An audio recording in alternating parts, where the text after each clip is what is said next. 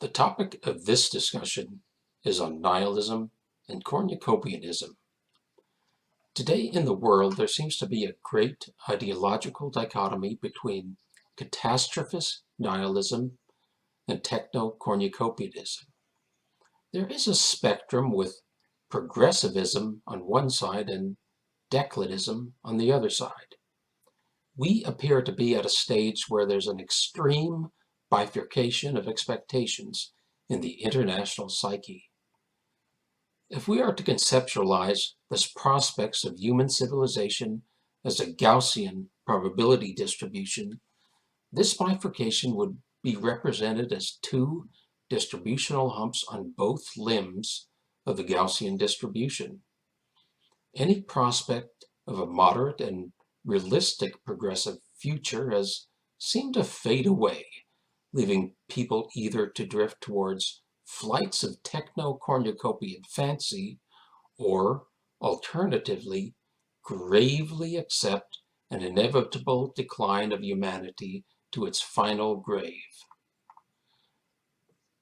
There are prophets of this techno-cornucopian ideology, such as Elon Musk.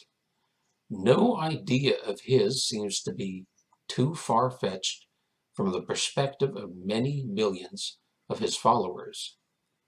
Many millions expect to see colonists going to Mars in hyperloops bisecting the Earth. The expectations run high. People are expecting these wonders to emerge in the near emergent future. City-to-city rocket transport is to become common. There is also slightly more moderate cornucopian thought. Many insist that industrial economies can continue to double every 25 years or so. No serious thought is expended on considering resource limitations. There can be macroeconomic limitations as well, as the U.S. economy is anchored to the floor with low wages and debt accumulation. But the natural resource limitations are more decisive in the long run. Real and tangible limitations in water, mineral, energy, and agriculture will probably cap growth this century.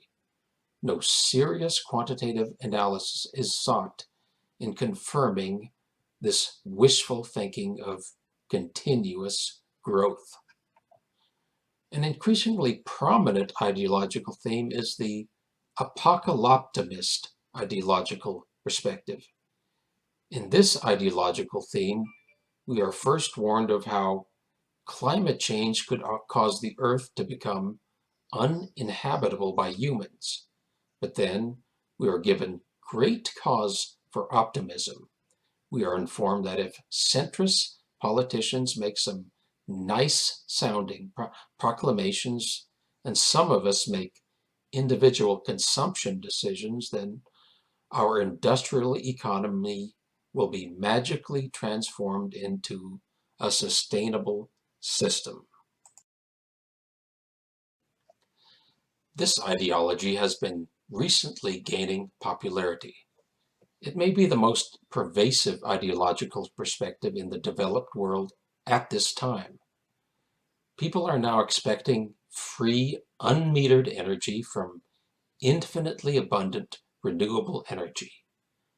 They are expecting fossil fuel companies to soon have stranded assets of unsellable fossil fuel deposits due to the energy system being transformed to renewable energy in just a few short years. No serious quantitative analysis is even attempted in showing credibility for such unsupported claims. The only way to get a good idea of how such a transition of fossil fuels will look like is to employ thousands of engineers and physical scientists in creating the preliminary designs of industrial systems which enable this to occur. This transition will almost certainly be very long and difficult. More likely than not, some industrial contractions will occur as the world struggles to adapt to various natural resource limitations. On the other side of the balance are the nihilists and primitivists. Some expect an inevitable complete collapse of industrial civilization. Primitivists hope for this, others simply accept this with some misgivings. Some expect the extinction of the human race. Some describe themselves as doomers or collapsitarians. Often from a hardcore declinist position, civilization is seen as inevitably slipping back into a future that looks a lot like the past. This can include feudal lords and an abundance of violence and brute force in the governance of populations. Just as an extreme optimism of techno-cornucopians can lead them to perceive a future of Star Trek communism, the extreme pessimism of catastrophists can lead them to expect a full return to the past with all of its shortcomings. In James Kunstler's book, A World Made by Hand, de facto feudal lords reign, with most of these malevolent.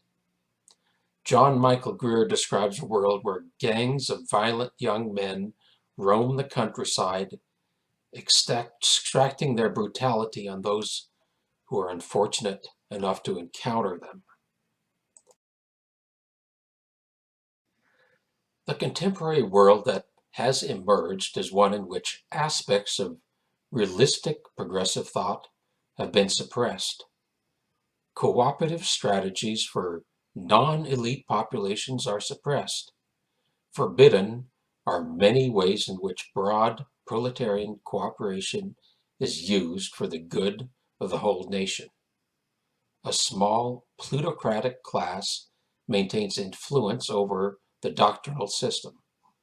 Through this influence, public ownership of enterprises and organizations are generally shunned.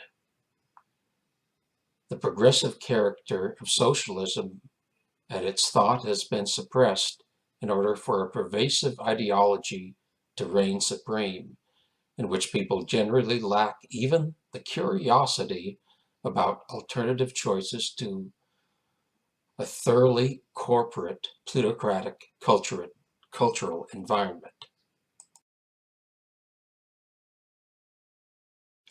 This is an environment in which strongly bifurcated ideologies have emerged, representing techno-cornucopian and declinist perspectives.